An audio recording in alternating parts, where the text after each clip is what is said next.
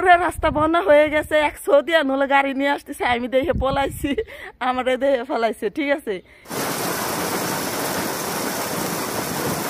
এটা আল্লাহর নিয়ামত না কিয়ামতের আলামত জানি না। সকাল 7টা বাজে, বৃষ্টির আওয়াজে, শিলাবৃষ্টির ঝমঝম শব্দে টিনের মধ্যে ঘুম ভেঙে গেছে। এই দেখেন সৌদি আরবের অবস্থা। সৌদি আরবে আগামী 10 বছরও বৃষ্টি না হইলে সৌদিদের কোনোদিন অভাব হবে না, সমস্যা হবে না। কারণ সৌদি আরব কখনো ফসল ফলায় না। বাংলাদেশ পুড়ছে রৌদ্রের তাপে, মাটি ফেটে চৌচির হচ্ছে, আর সৌদি আরব বৃষ্টিতে ভেসে যাচ্ছে, পুরো বন্যা হয়ে গেছে। দেখতে পারতেছেন তো কি একটা অবস্থা। আল্লাহ পাক দুনিয়ার কোথায় থেকে কোথায় নিয়ে যাচ্ছে এটা আল্লাহ মাবুদি জানে। যে সৌদি আরব 50 বছরও বৃষ্টি হয় নাই, সেই সৌদি আরব এখন প্রতিদিন বৃষ্টি হয়। এই যে সকালবেলা হপায় সূর্যটা উঠছে, তার আগে এমন বৃষ্টি মনে হয় যে কলস ভরে পানিরে চালের ভিতরে ঢালতেছে, এই একটা অবস্থা। আমরা যে বাসাটার মধ্যে থাকি উপরে টিন, নিচে সেলিং, তো বৃষ্টির আওয়াজে ঘুম ভেঙে গেছে।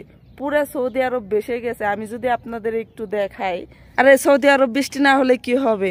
10 বছরও সৌদি আরবদের সমস্যা হবে না, কিন্তু আমাদের বাংলাদেশের মানুষ, আমি কালকে নিউজে দেখলাম, এই বৃষ্টির কারণে পাট বুনতে পারতেছে না। যে পাট থেকে বড় একটা আয় করে কৃষকরা, সে পাট গাছগুলো মরে যাচ্ছে।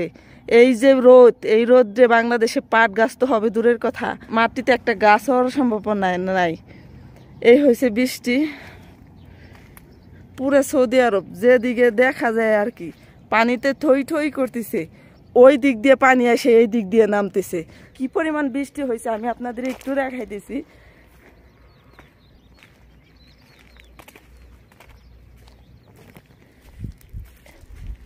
এই যে এটা হয়েছে একটা মেন রোড, পুরো মেন রোড ভেসে গেছে। মনে হইতেছে বন্যা হয়েছে, বন্যার কবলে পড়ছি।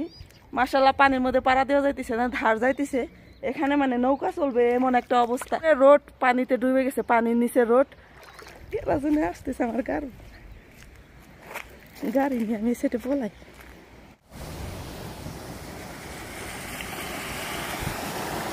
পুরো রাস্তা বন্ধ হয়ে গেছে। এক সৌদিয়ান হলো গাড়ি নিয়ে আসতেছে, আমি দেখে পলাইছি, আমার দেখে ফলাইছে। ঠিক আছে, এই হয়েছে রাস্তার অবস্থা। আর সৌদিরা যদি বৃষ্টি নামে বাসায় থাকি না, গাড়ি নিয়ে বাইরে যায় ব্যাঙ্গের মতো মনে হয়, খুব আনন্দ।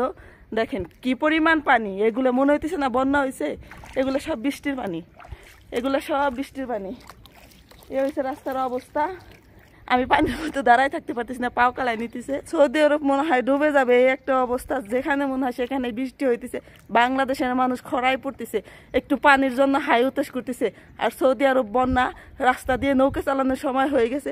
কি বলবো, এরকম একটা কিছু বলার নাই। কি পরিমাণ বৃষ্টি হলে, কি পরিমাণ মিষ্টি হলে এইরকম একটা বড় রাস্তার মধ্যে এইরকম পানি জমতে পারে। এই দিক দিয়ে পানি কই যাইতেছে জানি না, এই দিক দিয়ে পানি আসতেছে, মানে এই দিকটা উঁচু, এই দিক দিয়ে পানি আসতেছে, থাকতে পারতেছে না। এই হচ্ছে বৃষ্টির অবস্থা। দেখেন পানি কিভাবে, মনে হইতেছে জাল দিলে মনে হয় মাছ পড়বে। উফ, ও পাও কালাই নিতেছে আমার। 2 মিনিট পানিতে পাও ছিল, পাও কালাই নিতেছে।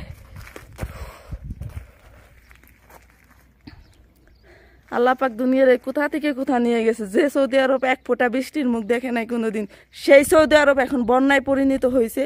এই হয়েছে পানির অবস্থা। দেখেন কি পরিমাণ বৃষ্টি নামলে এই পানি জমতে পারে, এই পানি এইভাবে বন্যার পানির মতো এইভাবে ভাসতে পারে।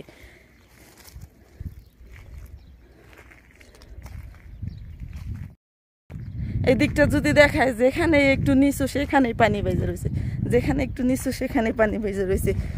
কোথাও আর পানির শেষ নাই। সকালবেলা ঘুম থেকে উঠছি, চা নাস্তা বানাই দিলাম, ভাবলাম যে আপনাদের সাথে শেয়ার করি যে কি পরিমাণ বৃষ্টি যে হয়েছে। তো সবাই আল্লাহর কাছে একটা প্রার্থনা করবো, আল্লাহ আমাদের এই পাপ থেকে মুক্তি দাও। বাংলাদেশে কেন এই অবস্থা?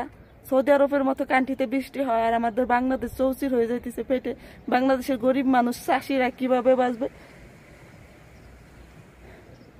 কিভাবে থাকবে? আল্লাহ পাক সবাইকে হেদায়েত দান করুন। আল্লাহ আমাদের পর থেকে এই গজব উঠাই নাও, বাংলাদেশে বৃষ্টি দাও। এই যে বৃষ্টি নামতেছে, এই বৃষ্টিটা বাংলাদেশে দিয়ে দাও। এই মরুর বুকে বৃষ্টি নেমে কিছুই হবে না। এই মরুর বুকে সৌদিরা চাষ করে খায় না, আমাদের বাঙালি গরিব গরিব কৃষক ভাইরা চাষ করে খায়। তাদেরকে হেফাজতে রাখো, এতটুকু বলবো। খুব কষ্ট লাগে, আমরা বাংলাদেশের মানুষ হয়ে অনেক পাপ করে ফেলছি। আল্লাহ তুমি এই পাপ থেকে আমাদের মুক্তি করো।